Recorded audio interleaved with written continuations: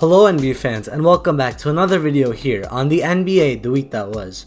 In today's video, I'll be analyzing the best games from August 3rd and August 4th. I'll be going over what were in those games and what really stood out for me in those games. So without further ado, let's get right into the first game of this video. The first game I'll be speaking about was the August 3rd matchup between the Toronto Raptors and the Miami Heat, in which the Raptors came out on top 107 to 103.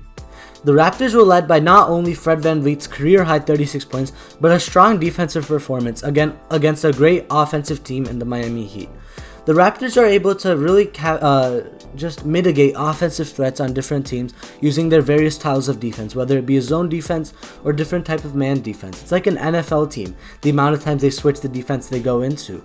They're really able to stop guys like Jimmy Butler, who's a great slasher, and stop shooters like Duncan Robinson. As I said, the Miami Heat are a great offensive team with a lot of offensive threats, but the Raptors have the personnel and the intelligence to stop all offensive threats on teams like the Miami Heat.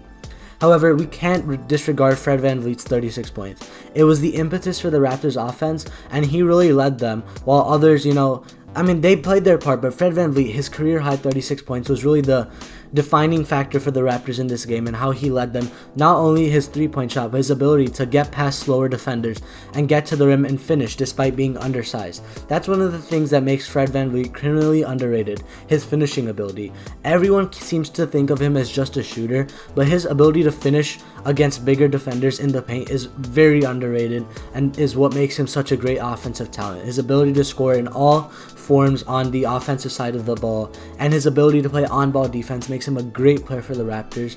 And this Raptors team, as I've said it again, I used to think of them as dark horse contenders, but now they are true contenders from the Eastern Conference. The next game I'll be speaking about involved the first game winner in the NBA bubble. The Phoenix Suns were able to prevail over the second-seeded Los Angeles Clippers 117 to 115 due to Devin Booker's insane fadeaway shot, mid-range shot over Paul George, one of the best wing defenders in the NBA. It's seeming to become a trend for the Paul George, getting insane game winners in his face. First it was Damian Lillard in the playoffs to eliminate the Thunder, and now it's Devin Booker in the bubble, really, harming the Clippers. The Nuggets are getting closer and closer to that second seed, which is not ideal for the Clippers, who want to get an easier matchup in the first round. And again, the Suns, I did not expect this from the Suns. They're currently 3-0 in the bubble, beating teams like the Clippers, and it's not just Devin Booker who's playing well. Booker is finally getting support from guys like DeAndre Ayton, the first pick in the 2018 draft. He had 19 points and around 8-9 boards in this game. He also got support from free agency addition Ricky Rubio, providing around 18 points and being the main playmaker, letting Devin Booker get those isolated situations and just focus on scoring the ball. Cameron Payne providing 12 or 13 points at the bench, same with Dario Saric.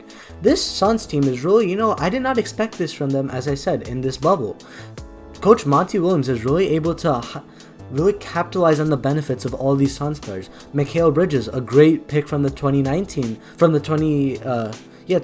draft. He's able to score 9 points, 3 important three-pointers in a game which went down to the wire.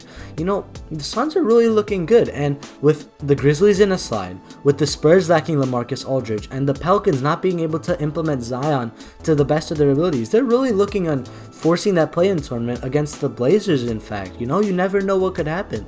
I did not expect this from the Suns, as I keep saying. Let's see how the Suns continue doing as the bubble continues, but if they can win 3 or 4 more games, going 6 or 7 wins in the bubble and only losing 1 or 2 games, I'm going to be looking out for the Suns next year as playoff contenders from the West. Not contenders to win the West, but just making the playoffs, which was something we did not expect for the next 2 or 3 years from this Phoenix Suns team. The last game I'll be speaking about was yesterday's matchup between the Indiana Pacers and the Orlando Magic, in which the Pacers came out to win 120 to 109. Again, this is another team. The Pacers, Victor Oladipo was still getting used to the NBA bubble and actually opted out, but then opted back in. So he was struggling. The fact that he opted out meant he wasn't fully ready for the bubble, but then he realized, let's just play basketball, get some more game time, and get ready for the next season.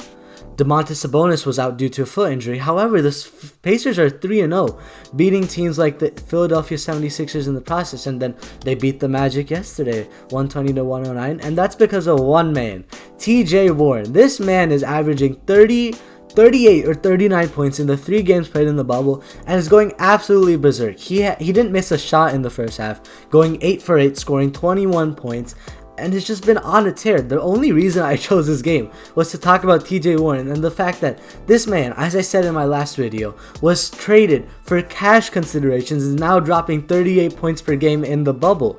This guy is going to be on a tear, and if he can maintain this playing level, you never know how far the Pacers can go. If he can really be that number 1 option. People are like on Twitter comparing him like prime LeBron. No, TJ Warren in the bubble is the best player of all time. So TJ Warren, if he can continue being on this scoring tear, being so efficient yet so effective, the sky's the limit for this Indiana Pacers team. And with that, I would like to conclude this episode of the NBA The Week That Was. As always, if you enjoyed this video, please leave a like down below, and if you're new on this channel, subscribe as well. If you have any feedback for me, good or bad, leave it in the comment section down below, and I'll catch you guys in the next episode here on the NBA The Week That Was. See ya.